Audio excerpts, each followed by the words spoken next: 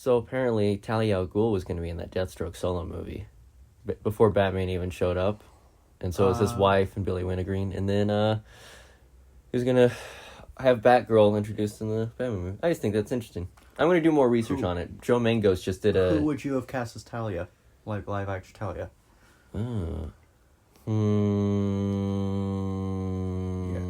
My brain's already in Heckfellas on. I can't think that way. DC has a weird trick because they took Kristen Wiig and they made her physically compatible with Wonder Woman. They like had her look awesome. So really, it's anyone's game. In another world, I would have liked to see Gal Gadot actually play that role. I think she would have been really good.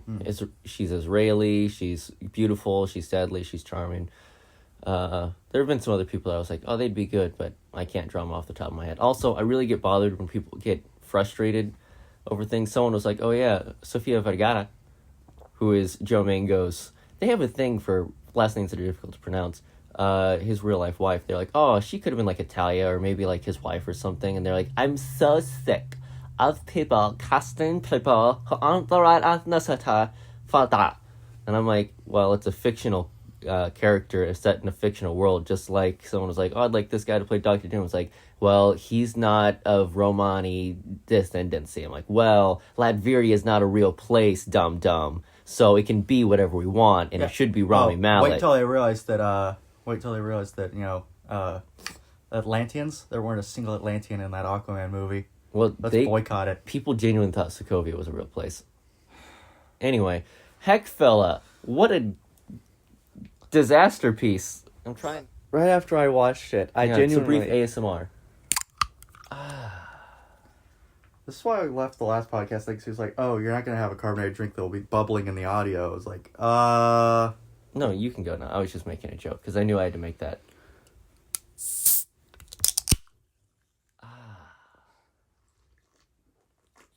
Anyway, so literally right after this, watching it, I was like, okay...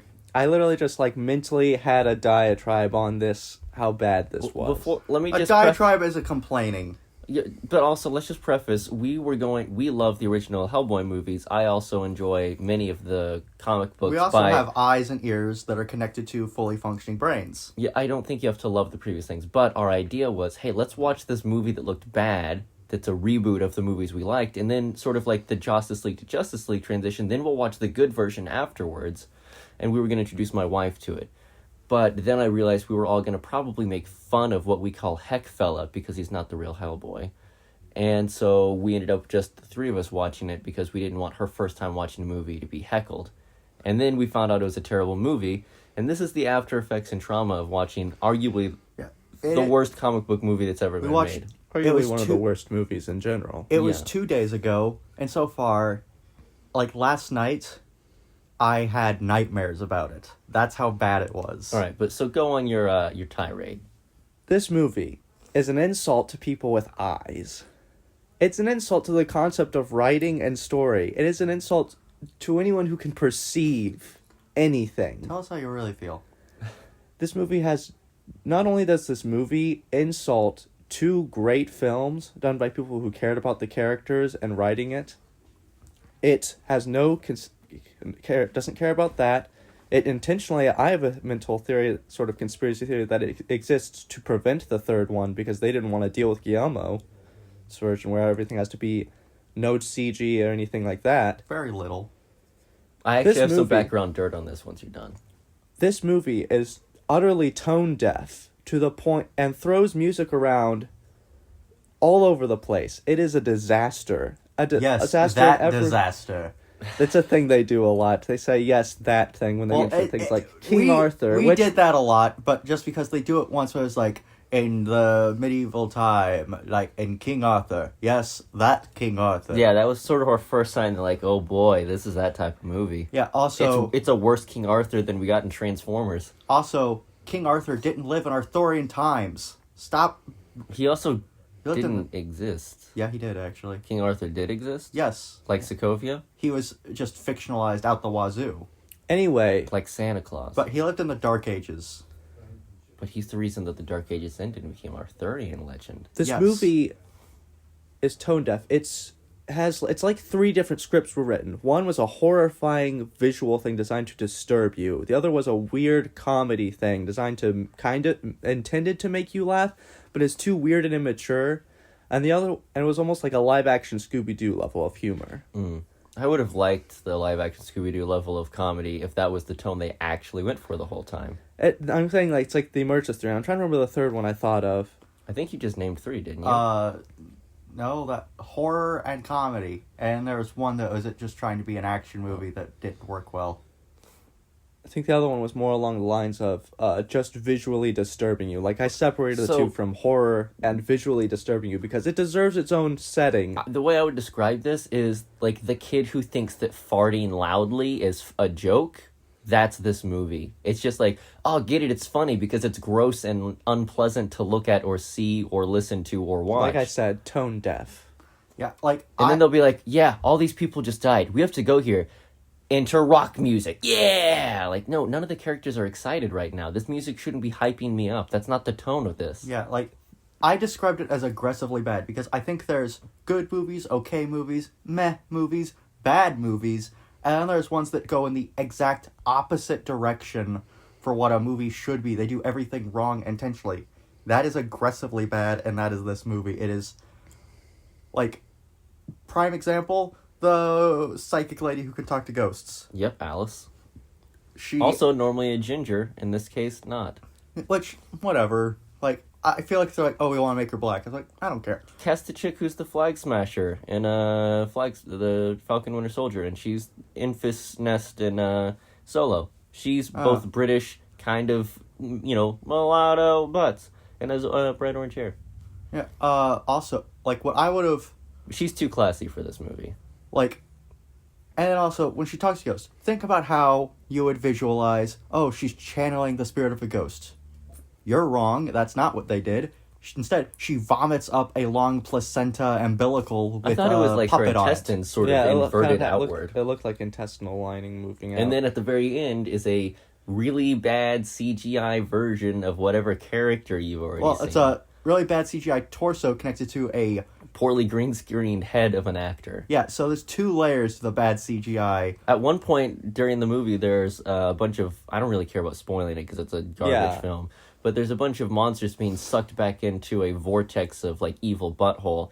And I had you guys stop and rewind it because of the camera slowly panning down to street levels. You're watching all these characters get vacuumed all the, like, into pterodactyls flying from the sky and getting sucked into, like, a hell mouth. Yes, but there were, like, 2 or 3 of these monsters you saw, they were still partially in frame that would just delete from the frame as we pan down, and they were nowhere near where they were supposed to disappear. So you can physically see the visual effects people not even finishing the movie. Joel, if we win the sequel, they'll explain how that worked. Oh, right, okay. Good point. By the way, so... and they redid the opening of Hellboy 1 with, like, the finding of Hellboy and Rasputin. But on a much lower, like, it porn looks like budget. Walmart's Great Value Rasputin. Like, they put more money and had more advanced technology to make better effects, but the movie looks worse than the older movies. 2 things, or 3 technically. I'm going to go budget, David, and then the comparison of the budgets for the previous movies in this movie. Well, hang on. David Harbour? Is that his name? Is he good in things? Because he's not in this. I've seen him be good. He had some good moments in Stranger Things. Because he's so bad in this. He can act. The idea of a funny Russian Captain America knockoff was the one thing that I was intrigued by with Black Widow.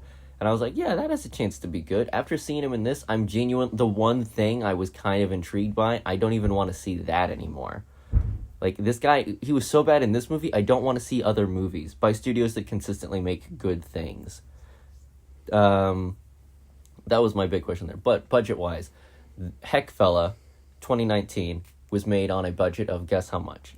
I don't know. $230,000. No, it was 55 or 50 million, somewhere around there. 50 million? For movies, that's not a ton. You realize how many video games that is? You realize how many gushers I'm the wrong guy to use this. How much money do you think it made back? -8. About 50 million. So that doesn't cover any of the marketing costs. Behind the scenes, there were disagreements with studio producers so badly that apparently it was a lot of improv being done because the script that kept changing. That was very obvious that a lot of that stuff was not. I had a feeling about that. Apparently, a producer kept coming in, and the micromanagerial mess was so bad, hiccups, that they couldn't even agree on what that tree thing that Mila Jovovich is trying to suck her lifeblood back out of. They couldn't decide if it should be symmetrical or asymmetrical, so they kept changing it over and over and over and over again in post and in prop, which is another reason I think probably all those props look like they're from the dollar store. Like there's that creepy contortionist monster hag, and she's supposed to be eating like baby hands, but those are just dollar store. The hands don't move. Like the bones for the skeleton hand is one solid piece of plastic. Gosh, yeah, that was really bad. Of course, let's bring up the thing that I think obviously pissed all of us off is that Heckfellow was getting beat up by a bunch of old British men in chainmail armor with spears, and then immediately kills 3 giants with no problem. Yeah, his level of durability and skill literally changes based on the scene they want to write. He can take hits from giants, but then when an elevator dropping too quickly can knock him out. Yeah. Yeah, and I'll say it's something ridiculous. to this movie's credit is whenever he gets punched by giants, the camera follows him and you see him hit through stuff. We didn't get that in Hellboy for real? Yeah, we didn't get that in Hellboy, like, to that extent. But also, I think there was probably a reason for that, because, like... It was made in 2004, which is probably part of the reason. It did not look realistic, and I feel like if we were getting a Hellboy 3 instead, that scene would have been cool. Nico. So, something else worth noting. So, the Hellboy 2 and the Golden Army. How much do you think that one was, like, budgeted for? Or no, the original Hellboy. Let's go with that one first. How much do you think the budget of the original Hellboy and 2004 money was? I'm going to say $3.5 million. $60 million. Oh. How much? Yeah, so $10 million more than what we got in this. It was the budget for Guillermo del Toro's original Hellboy. Bless you, then my Father, Son, Holy Spirit. I don't know. You couldn't see, but I made a hilarious crucifix in the air, like I'm a Catholic priest. Wow, just like all those people in Hellboy. Miko, you're not part of this conversation. Anyway. How much money do you think it made back in 2004? I'm not a number. Well, again, I just gave you the number of $60 million. I'm going to say it made $70 million. It made $99 million. Oh, dang. So it warranted a sequel. Now, how much do you think that one cost them? The sequel? Yeah. I actually have to go look that one up because I wasn't.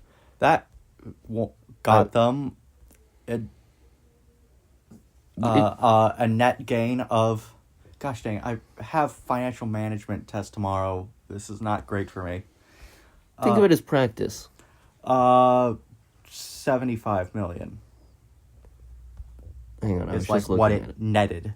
It cost them $85 to make, and it made them $168.3 million USD. So his movies were quite successful and critically acclaimed. Yeah. And still good. And his designs are quite ornate and enjoyable. I will say there are things that he changed. Like, Hellboy is not a secretive character in the comics. And he is demonic, not Cthulhu-based. And he dates Alice, not... Liz. Yeah, I was thinking Liv for a second, but However, I think it's because I'm thinking I would also iZombie. like to point out that if I'm remembering correctly, I believe that his design for Ape Sapien was so good that the comics actually changed to make him look like the movie version. As well as the ability to have a slight psychic ability. Mike Mignola? It's always like almost Magnolias. He liked the design and idea so much that he had Ape Sapien go through a second transformation to be more like... and he was involved in the writing of those two movies. So he did... Oh, you have my Hellboy. He did such a good Mike job. Magnola. I think it's Mignola. Yeah. Yeah. So he did such a good job with Hellboy that he actually made the comics change to adapt his because of his ideas were so good. Yeah. And there apparently was a falling out between Mike and Guillermo over the third one because they both had different ideas of what Hellboy would do. And so that's one of the other reasons they were like, look, Guillermo, you can't write it, but you can direct it. And he was like, no, I look, unless I can be played by another man in a video game with Hideo Kojima where I'm in a shower with Norman Reedus, I will not be involved with this project. That's a Death Stranding joke. Not a lot of people are going to get it, but the people that did play it are going to like it a lot. It's a great game. That's actually a good description for that game itself. Not a lot of It people are is. going to get it, but the people who play it are really going to like it. It's such a good game. It's so good. Anyway, we're not going to get into that because it's an incredible game. It's up there with God of War and Do we Spider-Man know for reasons you should have a what PlayStation. they both wanted from Hellboy? I don't know what Mike wanted.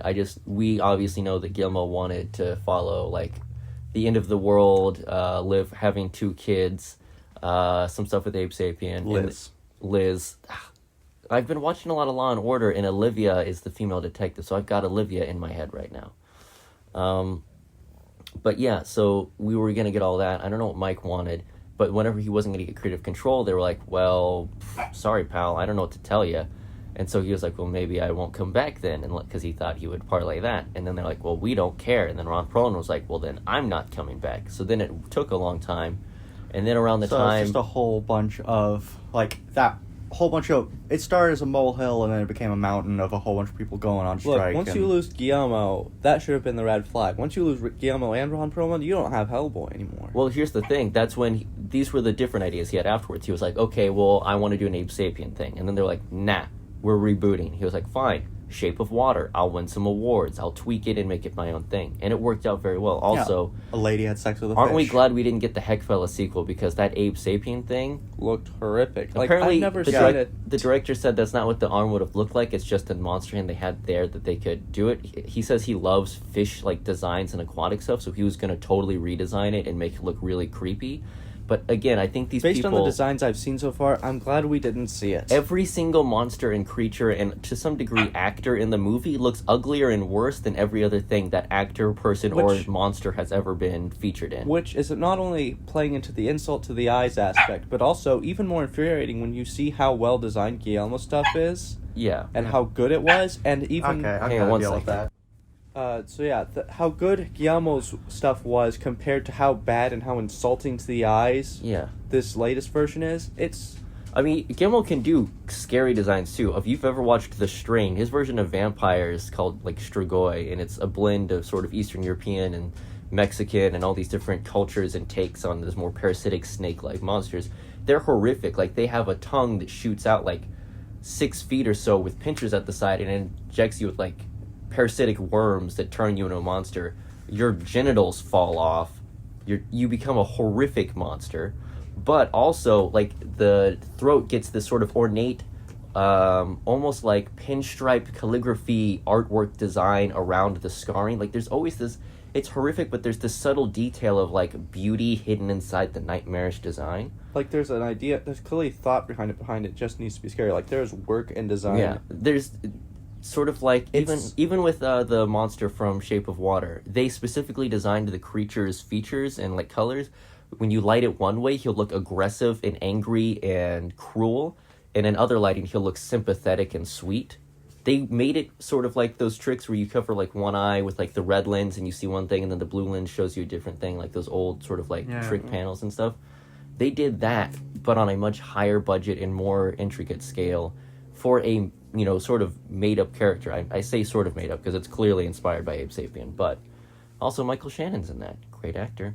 But yeah, that Guillermo del Toro's movies were also, from what I understand, all part of a shared universe, which means he puts so much thought and character into every monster he makes, because all of it, once that monster is made, it's there in his world for every movie he makes. Yeah. So that level of commitment shows in his designs.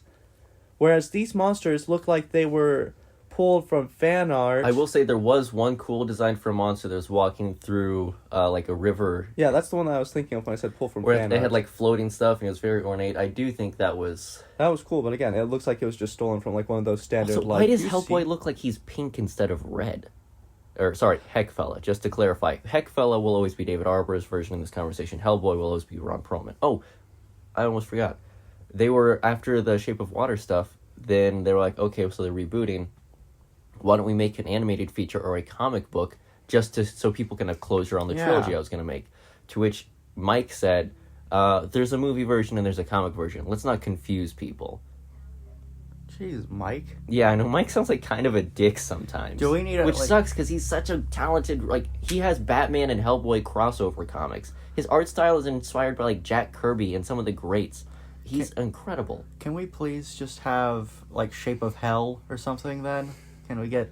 Oh, it's the same thing people are saying that Zack Snyder should do now. He, like, instead of trying to work with Warner Brothers, he should just go to Netflix or Paramount and be like, I want to make a post-apocalyptic movie. Ben Affleck's the main guy, Henry Cavill's the villain. No relation. Yeah. You know what they could do? Amazon should just be like, hey, Zack Snyder, do you want to do an apocalypse world of The Boys? And again, I feel like the real way to go about it is have the apocalypse version of the Justice League cross over into the Mortal Kombat world in the movies. I would love that. Have a for live-action Injustice Mortal 3. Kombat versus DC, because if they're going to be they're already more aggressive, and you put them in the apocalypse scenario, it makes even more sense for them to do Mortal Kombat type stuff. And Scorpion totally would fit in with the apocalypse world. And Actually, then you can just do Mortal Kombat versus DC, the movie. one of the things I was thinking about this sort of along the Shape of Water line, and I was like, someone should just make a spiritual successor, so that way you're like, look, obviously we can't make a sequel, we can't make a spin-off, we can't do a reboot, it's just locked, there's no real way to get around it. Someone should just make something that has a spiritual successor, like it touches on that, and it feels sort of right. I had examples of this before, but I had a really weird dream that I was in like a multi-dimensional military force, and my brain is still sort of muddled from that. I've been doing a lot of research on the Phantom Zone for that story I'm writing. So my brain's sort of in 1,000 different directions right now. But yeah, so I'm just sort of trying to think like what would you think, what's a good example of someone making something and making a spiritual successor to that thing? To sort of get around it. I know there was one that was like I mean, first off, it's like Silent Hill's how it became Death Stranding. So there have been some video games that were spiritual successors to other stuff. The first one that comes to my mind is Quantum Break being a spiritual successor to Alan Wake. Yeah, wasn't that because they didn't want to have to make it only for Xbox? No, I'm pretty sure it's still only for Xbox. Quantum Break was for multi-platform. Huh. I was just wondering why they went with that. I mean, maybe Microsoft owned the rights to the... I don't know why, but it's enough of a spiritual successor that you can find clips relating to Alan Wake in it. Well, Alan Wake is referenced in it. Like, he's like an author or character. It's unclear. Yeah, which... It's interesting how we got back to Quantum Break. I feel like we talk about that off the podcast. Like, we oddly end up in that... It's a weird game. I like it. I know it's not perfect. Well, I know how Titanfall is like spiritual successor to like Call of Duty and stuff like that, because a lot of the developers went from that. And I said, like, if you were going to do that, you'd make it where it's Ron Perlman, he doesn't have any makeup, but he just has a demon arm. And that's his right fist of doom or something. Well, I'm still working on the character stuff, because obviously I'm finishing the story I'm writing right now. I'm going to go rewrite something else I wrote and make it, now that I have learned more about storytelling and tone and, character development, and I can write dialogue, and I can Sorkin it up, but after a while you have to be like, okay, this is kind of existed for a little too long. The pacing needs to be a little faster than that. So I'm going to go back in, I'm going to give it a surgery. But the thing I want to make after I do those two things is I do want to make the spiritual successor, and the way I sort of have it is almost like a mixture of, I guess I haven't seen the movie, but Bloodshot, whenever like Vin Diesel gets like shot or whatever, like it glows and it lights up. And sort of like, but I'm thinking instead of like disintegrating and coming back together, more of like an Iron Fist effect of like something glowing, like Extremis even. Or to some extent, Doomsday whenever he gets shot or hurt in the Batman v Superman fight. Which, Batman v Superman Dawn of Justice, Zack Snyder got dragged when that first came out because like, it's a pretentious name. It was the entire name was a studio mandated thing. Zack Snyder and Chris Terrio were just going to call it Batman Superman. With like a slash in between. Yeah, which like the animated series sort of did. Yeah. Also, apparently, the reason the devil or whatever and the Hellboy, not Pac-Fella, is all Cthulhu-y, is because it's a kaiju. Oh, so wait, the devil is a kaiju or Cthulhu is a kaiju? The Cthulhu devil thing that is Hellboy's father. Cthulhu. Cthulhu? I'm trying to put kaiju and Cthulhu together. A kraken. That's not as fun. Yeah, and also I was looking around the comic books, and apparently that design of it being like this weird crystal thing floating in space, yeah, that's in the books. Oh, really? Yeah. I could have sworn that people said that that was one of the changes that Del Toro made, because normally it's like, you're half devil, half human, and he's like, yes, but what if also Cthulhu? Which I like, because honestly, do you know the name Hellboy was a joke originally? he was supposed to be part of like a big roster of superheroes the comic writer was coming up with, and then he couldn't come up with good names for anyone else, and he called this guy Hellboy because it was such a stupid name. After a while, he was like, it actually kind of works in a weird way. Yeah. I just think that's kind of funny. Yeah. But yeah, and if you look at because we have a couple volumes of Hellboy right here in front of us, if you look at it, Abe Sapien does it. I don't know if it's in this. You can see his original version and then his later transformation into a more Del Toroian design, and it's beautiful. Which I will say, another thing that I thought was kind of funny was Thomas Hayden Church's The Lobster. Yeah, that was that was like the only highlight in that movie, honestly. Yeah. If honestly, everything David Harbour did felt like Seth Rogen if he wasn't trying to be good at acting. Like, it felt like someone doing a bad Seth Rogen impersonation for the whole movie. And there was clearly a I think we were even talking about when we were watching it. There was clearly a retroactive he always breaks his phone joke. But again, that's one of those things where the strength shifts because he's not always accidentally breaking things. Yeah, he's not like Ben Grimm. Phone. I feel like they watched the Fantastic Four movies and were like... Every time he tries to answer also, call on his phone, why doesn't he break the phone when he answers it if that's what he does? You know, I know exactly. It's stupid. You know when a character in a movie or a show, like, they go and do something, and later on, like, we kind of want you to say something, so they have them go into a recording studio and dub it over. Dear Mercy, this movie has so much of that. Yeah, there was a lot of studio... And they don't even change the phone. If he breaks the phone each time and we don't hear about... It's so dumb. Yeah, there's a lot going on. It's one of those movies that's like, we're rated R, so we're going to needlessly put... Like, in the Shadow the Hedgehog game, every time your Shadow dies, he yells, damn it! And just because it was the first time they got a rated M rating for a Sonic game, or Sonic-adjacent game. Rated teen. I thought it was rated mature. Nah. It was teen? Teen. Teen, for all those edgy teens. Well, I know that was the first time they're allowed to, like, use his machine guns and stuff like that. It bumped it up from Which just originally it was going to be a Sonic game where he used guns, but they're like, no, It's sort of like Legion of Superheroes, how they were like, we're going to introduce an edgier future version of Superman who's basically just Batman, and Wolverine had, like, a super baby. Can you guys call him Kill-El? And they're like, no, we'll call him Superman X. I'm like, oh, I mean, it's not as cool as Kill-El. There was a big thing of, like, kids don't seem to like this nice thing. Can we make it like something else and betray the core values of any type of appeal it has to its strong fan base and just betray them for the people who might potentially start to like it? That being said, I actually do like Superman X. He's like a ridiculous character. He was pretty cool. As a kid, I was like, that's cool. He has like Wolverine claws for Superman symbols so he can just glow on his hands. That's pretty cool. Brief hot take here. There's never been a cooler animated adaptation of a character than the Fantastic Four anime that only ran for like 2 seasons. Great James Bond style theme song. Yeah. Also, you get to see the fact that Ben Grimm was a big fan of the New York Giants, which must mean that, especially during the era, he just doesn't watch a lot of Super Bowls. A little sports joke, because Death Stranding and sports, 2 things that people who are listening to pop culture things probably aren't talking about. Yeah, which, back to, like, spiritual successors. Oh, okay, we're back on that. I've been thinking about it quietly to myself. For the last 5 minutes? Yeah. I think what you would want to do is build off of Shape of Water, make it, and you throw... Should we watch that? I always was sort of turned off by fish sex, but it's got to be better than... I'd watch it. Apparently it won We watched an award. Techfella, so it can't be worse. Apparently it won Best Picture. Yeah, which is impressive. Which then Supernatural made fun of because like they dealt with like the apocalypse world where like basically the Book of Revelation happened. Mm-hmm. And they're like, so hold on, you're saying in this world like reality TV is a thing and a movie where a woman is a fish gets Best Picture and you're calling our world Apocalypse World? It's like, ha, funny. But also, your character's dead, but he should never die because he's the best. Which character? Bobby. Robert Singer. Oh, I know who Bobby is. I've seen the show. Anyway. Just the best. Gosh, we've moved to so many adjacent things at this point. My point I wanted to get through the villain in Heckfella is hot garbage. Well, she's hot, but she's also garbage.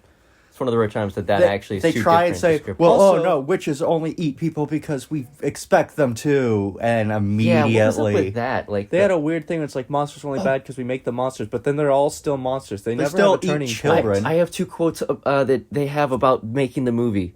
Oh, this is... Close your eyes. I don't want you to see it. Close my eyes. I was looking at the trivia and I was like, this is so pretentious. it was said that David Harbour repeatedly walked off set, refusing Marshall's, the director's, requests for more takes. However, according to Martin Singer, who responded for Lloyd Levin, my client has no recollection of that ever happening. To the contrary, David Harbour gave everything that he was asked of and more during filming. So that's sort of a brief look into how bad it was. Wow. And this is the pretentious part of it.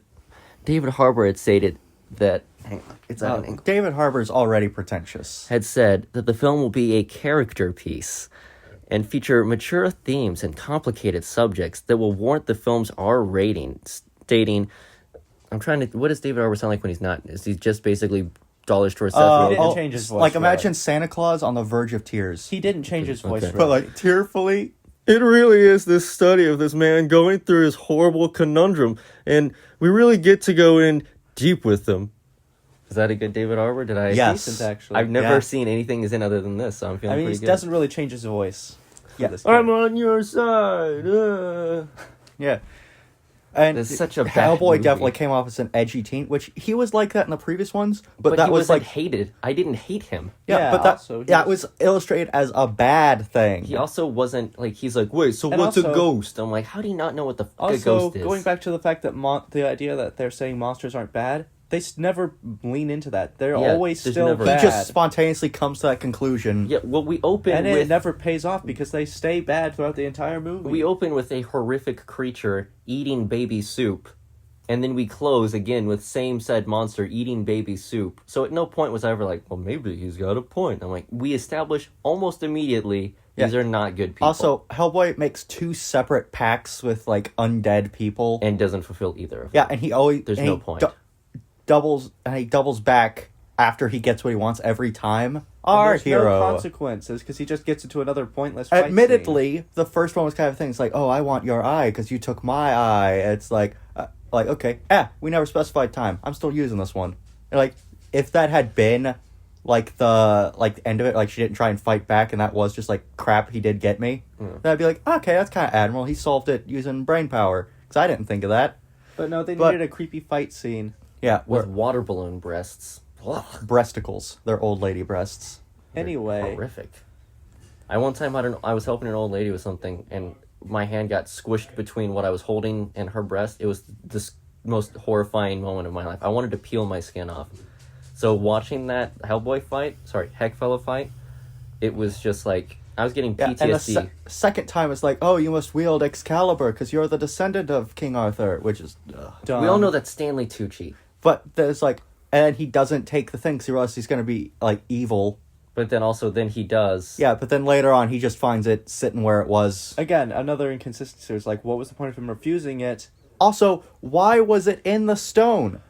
Why was Excalibur in the stone? Isn't the whole thing that, and I'm not as familiar with Arthurian mythology as I'd like to be, but doesn't the whole thing after he pulls it from the stone that he throws it back into the lake, or is that just the version where he gets it from the lady in the lake?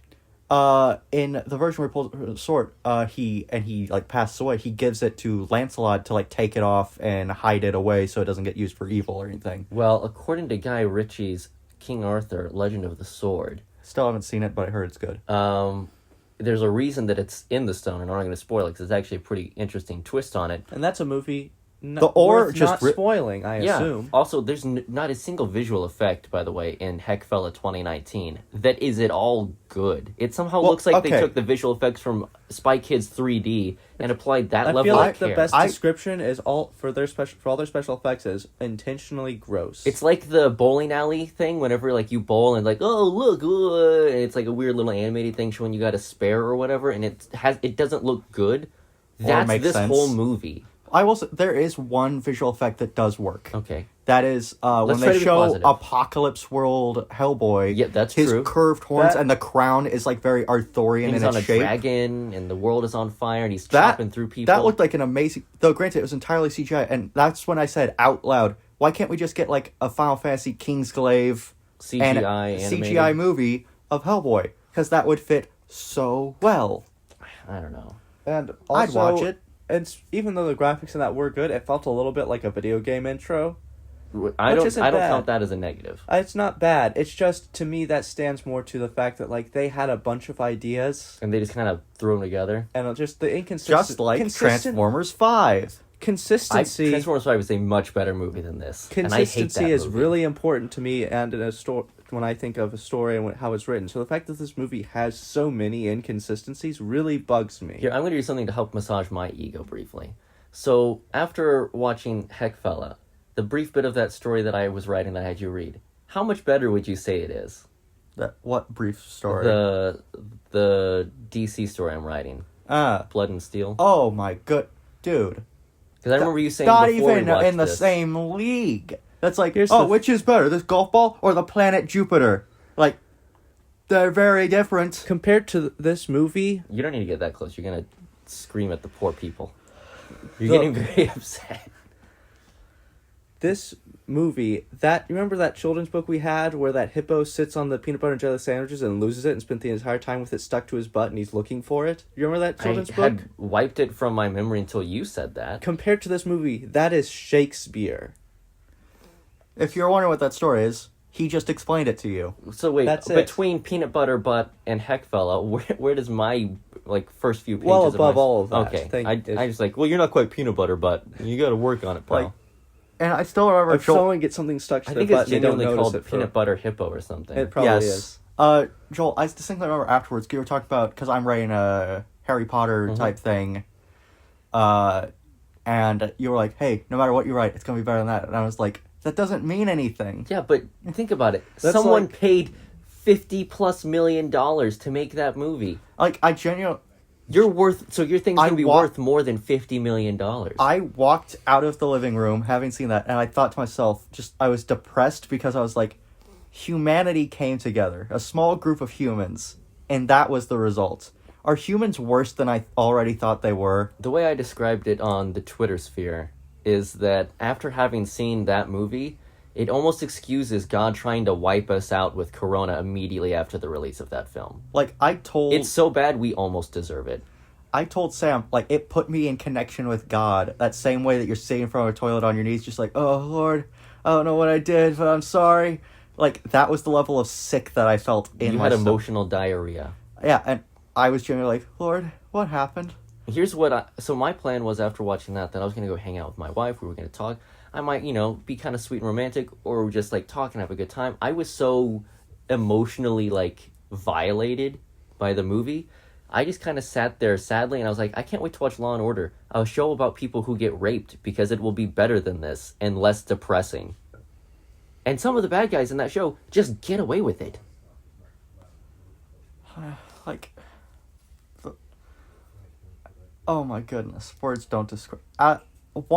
In terms of a 1 out of 10 rating system, it is a dentist appointment where the dentist is like your girlfriend's ex. And they don't numb you. Like -100 to 1,000. I would describe this movie as being so bad, new words need to be invented to describe how awful, and, like, it's not just bad to itself, it's bad to the legacy of the character, filmmaking, comic book movie adaptions, and the idea of storytelling. It is like a body double, like, when I say, because there's a whole scene where it's like, oh yeah, it's a changeling or something, it's like a doppelganger. That's what, like, when they say, oh yeah, it looks like that person, but there's something off with it. There's That's nothing what this off movie... about but I also want to point out for their special, like, I can just tell something's off. They didn't do anything creepy to the baby. It was just a happy baby in a crib. Yeah, that baby was just happy, and she was just like, it's off. Which you could assume maybe she's magic, because they did say that mom was kind of a fortune teller type thing, so maybe. But also, and then it turns out it was a pig Also, that then grew into a giant pig that had a grudge against him because he got onto him when he was a baby. and he looked worse than Scrappy-Doo. I was going to say Bebop and Rocksteady from the Ninja Turtles movie. I compare it to Scrappy-Doo because it's the same proportions and the same sort of, like, the head is just and kind of if levitating. you recall the Scooby-Doo live-action movie, I believe Scrappy-Doo also grew into a giant monster. Yeah. Also, I would say that Dear mercy, they just made a worse Scooby-Doo 2. Also, the whole premise of that guy's... Because the guy is like, I'm going to help this Blood Queen. I'm going to find all of her dismembered body parts, put her back together, unleash monsters, so that way I can get revenge on Hellboy. Why does he want revenge on Hellboy? Because Hellboy was called in to investigate whether or not that a monster had replaced him, and he was like, hey, I'm going to find you and beat you up, and I'm going to find that baby you kidnapped, and I'm going to return it to its family. He's like, I can't believe you would do that. Grrr. and that was why he was mad. And he he's the one who threatened him- returns the baby. him into Well, no. returning the baby. That's the No, end that's of plot A. Because you forget this movie has split personality onto what the law was. Because it's also, he wants to be restored, which we never know what that means. He wants to turn back into a small black I baby. think maybe in one of the things, he was a human who was turned into that. And maybe But that's there's what they a were lot trying. of script revisions, it feels like. Like, I Because thought... they keep kind of like, oh, and then you'll restore me. And then later on, he shows up as a big monster, but he's still not restored. Yeah. So what is... Also, every time that character spoke, the animation of that face was just not good. Admittedly, for that the only good thing of that character, he swore a lot and was Scottish, so it made sense. It just felt like, oh yeah, he kind of... It was a funny premise with poor execution. Yeah, like, I feel like if, like, Hellboy comics, like, oh yeah, they do the Also, character shows up again, but they wrote him good. Well, Like, I was maybe. for most of the movie convinced that their Professor Broom was the son of the original because he's so much younger Yeah. than John Hurt was in 2004. Yeah, but also... Because he's They supposed to have say- been a soldier in World War II. Yeah, but they also talk about, his grandfather being, like, this investigator, too. But the and so flash- I think at one point he was supposed to be the Yeah, son. I think so too. But then they have the a flashback where yeah. he is the guy, Also, his name is Trevor, which is the name of the original Professor Broom. what's worse is compared to the Guillermo's movies, which that in itself we've addressed, but his relationship to the father, quote unquote, is horrible. You don't understand why you should feel bad for the character dying I don't at all. think there's They a don't single like each character I other. liked in this movie. The closest I got was the dude who's secretly a jaguar, Yeah, the Wirejet. whose visual effects made me think, wow, Wonder Woman 1984? Amazing designs. Yeah, you said that out loud when you saw it. It's like, wow, I never thought that this movie would make me like the design of that. Yeah, because Cheetah to me always just looked like, what, I don't remember the character's name from Star Trek Beyond. The chick who's played by the girl who was named like Gazelle or something in The Kingsman. You know, like Scotty gets stranded. Oh, and yeah, she's, like, white Jayla and black. from Star Trek. That's that's all I could see in the face of Kristen Wiig's Yeah. Cheetah. But then I saw this, I'm like, you know what? At least it looked better. Yeah. I feel like if anyone ever is like, this was a bad comic book movie, they should watch this and be like, you know what? It's actually not that bad. It's like It's a Wonderful Life. We all complain about movies and adaptions, but then you see how much worse it could be, and you're like, maybe I was too harsh. Maybe Captain Marvel isn't garbage. Maybe Iron Fist was actually good. It flaunts the bad parts. That's what it doesn't try and hide them. Yeah, like I genuinely can't think of a single redeemable character moment, effect, idea, or design to come out of there this. were like 7 flashbacks to iTunes different owes eras. me Oh my $4 gosh, for the watching. flashbacks. Also, technically, the whole story is a flashback because it's all being sold by Baba Yaga. who is, to- I guess, hiring the villain from the original Hellboy's first movie? She's hiring Knife Hand McNazi, who can't die. Yeah, who looks awful in the flashback. Yeah, we get like the one eyes brief- are way too close together. It looks so like he just a- looks like a VeggieTales. It looks like a decent cosplay done for a Comic-Con, which means it's like, oh, you made that yourself? That's very impressive. They used you said the budget was, and they made a worse version with newer technology and more money, and they made a worse version of the scene that existed. Yeah. Honestly, they should have just... I'm trying to think of ways to... And the worst I part... like Ian McShane. Why is he in this? Who? Oh. The guy who's Professor Broom. Yeah, and that worst part is when we tried to look up, like, okay, writers, directors, who made this and who can we blame? Yeah. The writers and directors are actually good. So I'm guessing it was just the studio and Well, script I kept think- screwing up. I think if history's taught us anything, if it's messed up, it was probably It's the like the studio. anti-Iron Man, where they're like, this script is always changing. Just improv the scene. We'll make it work in post. Yeah, except that... just such a bad movie. I have to say, after watching this, I immediately went and I watched the new episode 5 of Falcon and Winter Soldier, which you guys need to catch up on, because I need to talk about it with someone, and it's one more episode. I'm waiting, You'll have to binge 6 hours of it, Sam, whenever it comes out. and I will do so happily. But it's so much higher quality, and the character writing is so much better, that it's just like... It's like being locked up in an old, like, porta-john in the middle of a desert, and then someone cleans you off and takes you and gives you a clean meal, and you're like, oh, I don't have to be abused by these movies. Comic book adaptations don't have to hurt me emotionally. I don't have to feel like Or mentally. I've been given a film venereal disease. It's like, it's just so much that didn't work. And I can't think of anything that did. I kind of like Daniel Day Kim, who played Captain Jaguar or whatever his name was. The mostly Lobster? because he's Johnny Gat in There's always the Saints Row. Lobster. He wasn't bad, but also I just associate him with the end scene where he's clearly on a green screen walking through, like, ghosting through things. He's like, "Oh, that was so cool. It's the best day ever." Ah. And that's like, it was like the worst overacting I've ever also, seen. wouldn't him being a ghost be a bad thing for them? Like, he effectively became the also, thing. I didn't think he was a ghost until he said, "Yeah," and then I died. I'm like, oh, is that why you haven't aged at all? Because I don't understand what's happening. There's no special effect making you look like a ghost. Well, You're just on the set. Well, I do like about the fact that, because in the flashback, he's still current day age Yeah. Thomas Hayden Church. But also, he's like, because he's so old and kind of like pudgy, it fits more with that era of superhero. Like, yeah, I just a eat steak and 50-year-old potatoes. dad bod. That's what a hero looks like. And you're just kind of like, yeah.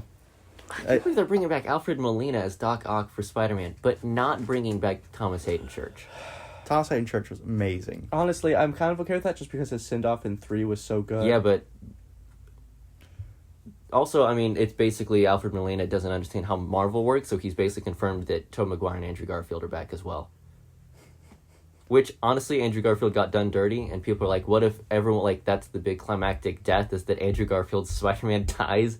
Because that was kind of what this What if franchise he- was about. What People if dying. Tobey Maguire and Tom Holland's character are like falling and he tries to save them and he And fails two again? spider web hands reach out. He fails again and is like, not again!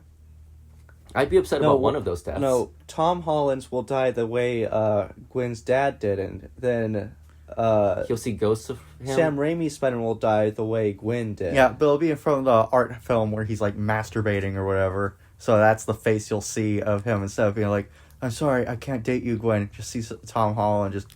Oh, you're talking about Cherry. I was like, I thought you were talking about Tobey Maguire. No. If Tom Maguire's Maybe- masturbation face probably looks just like his What if resting we get the face. Cherry shot inside the butthole and then it shoots outward? Turns out we're the web. Also, people pointed out what happens when Andrew Garfield and Tom Holland Spider-Man are like, so where's your web spinner? It's like, oh, I produce it. They're like, ugh. That's gross. That would be a horrifying discovery. It's It's like, I was the first Spider-Man. Really? I lactate the milk of web. What? You want some web milk? Mary Jane left me. Do you think they're going to Spider-Verse him where Mary Jane leaves him and all that? I would hope not, because I just hope that, because even as, like, flawed, I guess, as those movies were, Oh my god, Sam Raimi would make a good Hellboy movie. And then you get Bruce Campbell to be Hellboy. I can't make that lateral move. You can't cross the streams of Ron Perlman and Bruce Campbell. Alright, you can have him be the lobster. Because that was a bit... Yeah, I'm fine Which with I still, you were like, maybe his arm grows back like a lobster? It's like, lobsters' arms don't grow back. What are you talking about? I think a starfish or a crab or something does. I don't know. I think it's just like they pinch. Like starfish. They grow. Well, the sea is full of horrifying monsters that poop in the water they breathe. I think it's just like his punches hurt was kind of the no, idea. he just has the lobster claw brand, and it's like, yeah, you want to see it? It's cool. I'm like, it just looks like you have a glowing wristband. That's all. That's not that Yeah, impressive. it looks like a cosplay. Everything in this looks like an awful cosplay. The effects to make Hellboy look like Hellboy were done to a professional degree. They were just doing something stupid to a professional degree. I've never thought the Suicide Squad would look like art before, but oh my god, it does. This I feel like we Honestly. purged.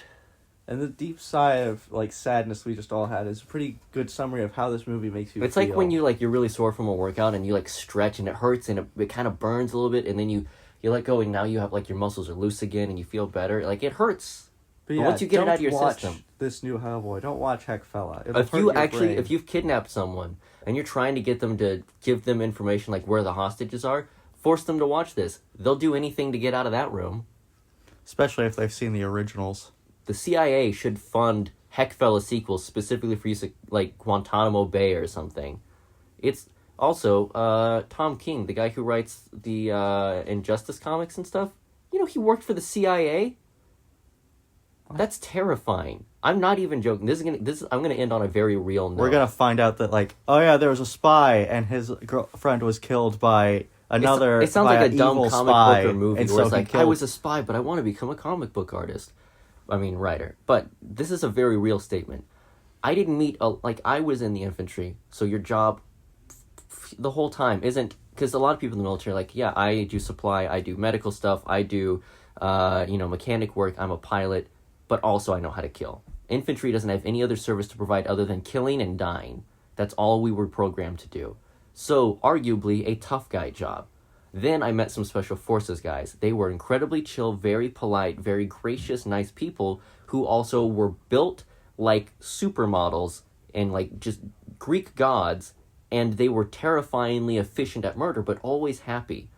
And the brief times you would meet people above their level only happened maybe once, and it was in their world that we got brought into briefly.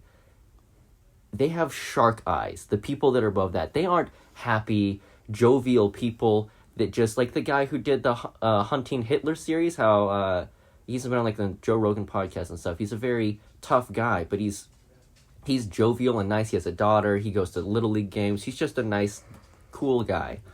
These people are shark people. There's nothing behind their eyes. They will do anything. I don't know if that's what Tom King was, because the CIA is one of the things I will never speak out against, because they can make you disappear and there's no way you can defeat them. So I don't ever want to critique any of his comics anymore, because the CIA genuinely terrifies me, because it's not just some like, X-Files stuff. I've seen behind the eyes of the people that do that kind of thing, and they terrify the people who are trained to kill.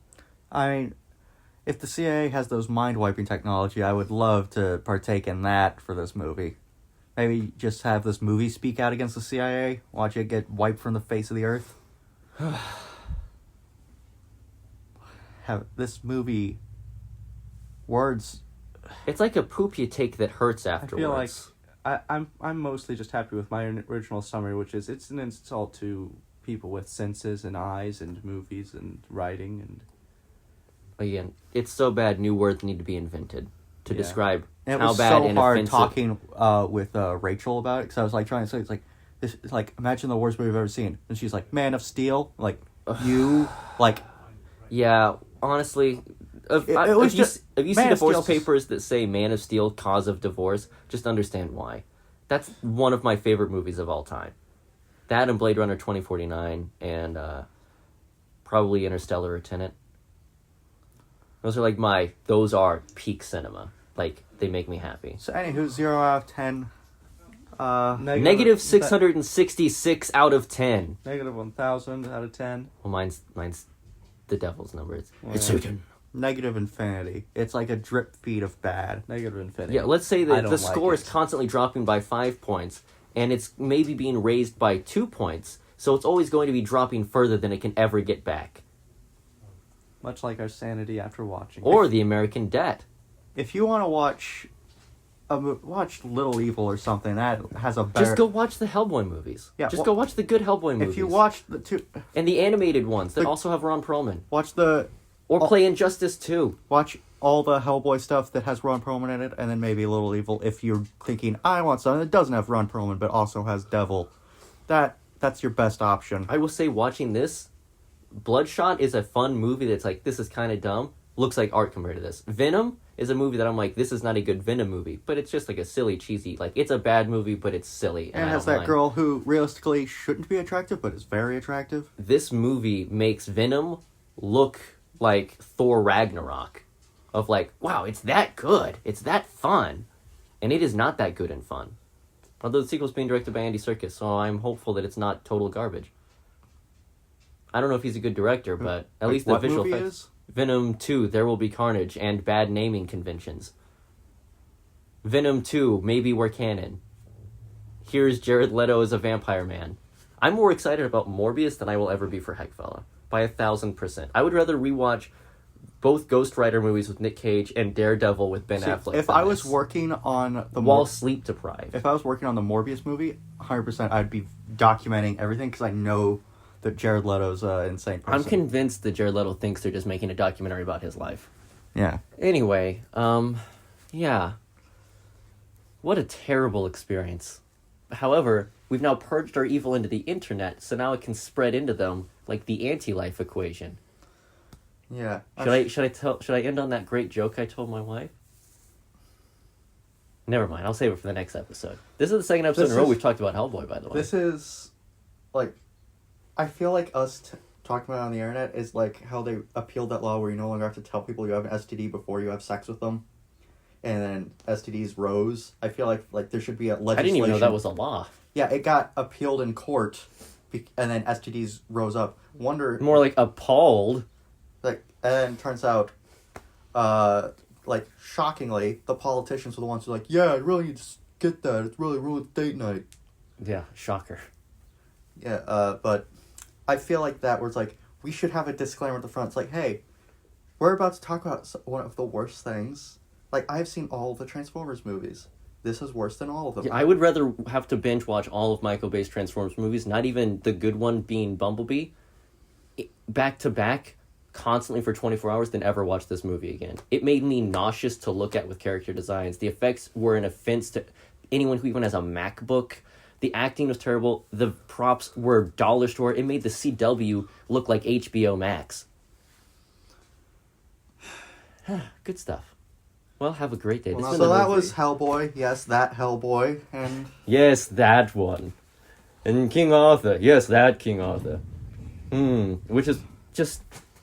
Watch it if you want to get the inside jokes, but don't watch it if you ever want to sleep comfortably. You can just watch again. like the first like flashback bit about King Arthur. You'll get the joke, and then you can just where they went the visual yourself. effect. That's the bad version of Sin and then City. you can just save yourself some time and Mila mental Jovovich's strength. mostly naked body does not make up for all the other horrifying things this movie will do to your psyche. you So, will yeah, you see can other naked bodies, and they are not Yeah. attractive. Yeah, women. they are- Watch the flashback. Look it up on YouTube or something. It is just a- don't watch ever anything else a related net to that loss. movie. I'm sure there's going to be like a worst of compilation. Well, thank you for listening to the Poppycock podcast. Yes, that Poppycock podcast.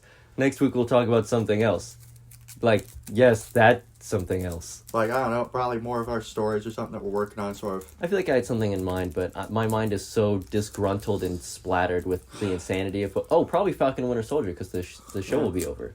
And you guys will hopefully binge it so I can talk to you about it, because it's so good! Yeah, we can talk about, I don't know. Colonoscopies, anything better than this? I don't know. The scene that got cut from Toy Story because it was referencing the casting couch. So, thanks for listening. Have a great day.